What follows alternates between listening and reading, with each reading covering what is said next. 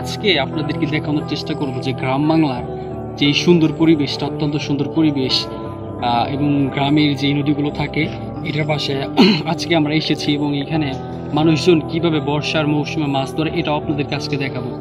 এবং আপনাদেরকে যদি আমি একটু চারপাশটা দেখাই সেক্ষেত্রে আপনাদের অনেকটাই ভালো লাগবে।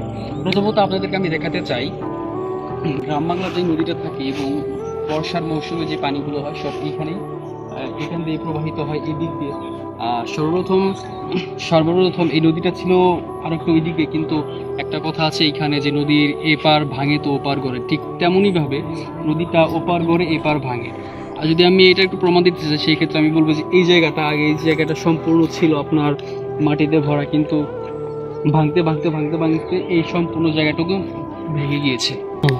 আজকে দেখাবো যে গ্রাম বাংলার যে সুবিধা বঞ্চিত মানুষগুলো তাদের জীবিকা উপার্জনের জন্য এই নদীতে মাছ ধরে তাদের জীবিকা উপার্জন করে। এই হচ্ছে তাদের জীবিকা উপার্জনের জন্য সবচেয়ে উত্তম পন্থা।